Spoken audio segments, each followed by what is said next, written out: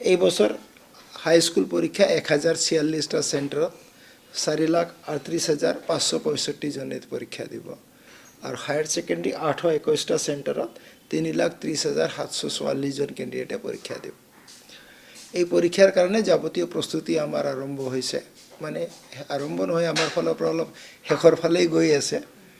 আমাৰ মানে বাকী সব এক্টিভিটিজ হৈ গৈছে, মাত্ৰ প্ৰশ্ন কাকত পঠিওৱা কামটো আৰম্ভ হ'ব আৰু শেষ হ'ব প্ৰায় 5-6 তাৰিখে আমি শেষ কৰিম গোটেই বস্তুটো প্ৰক্ৰিয়াটো।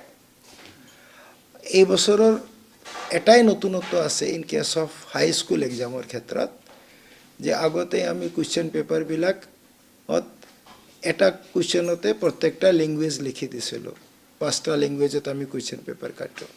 এই বছৰ আমি কিন্তু কুৱেশ্যনটো লেংগুৱেজ ৱাইজ বনাইছোঁ। অসমীয়া পৰ্চন বেলেগকৈ, ইংলিছ বেলেগকৈ, বঙালী বেলেগকৈ, হিন্দী বেলেগকৈ, এনেধৰণে লেংগুৱেজবিলাক বেলেগ বেলেগকৈ বনোৱা আছে, বড়ো বেলেগকৈ।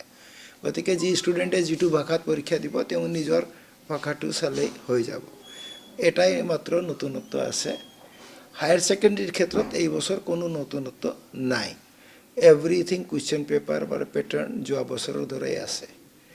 এটাই খালি পেটাৰ্ণ চেঞ্জ আছে, যে এইটো আমি আৰম্ভণিৰ পৰাই কৈ আছোঁ, যে কুৱেশ্যন পেপাৰৰ যিটো ডিজাইন আছে সেই পাৰ্টিকুলাৰ ডিজাইনটো একচুৱেলি বেছিভাগ কনচেপ্ট বেছড, নলেজ বেছড কৰাৰ চেষ্টা কৰা হৈছে। আগতেও কৰা হৈছিলে, এইবাৰ আৰু অলপ বেছিকৈ বৃদ্ধি কৰা হৈছে।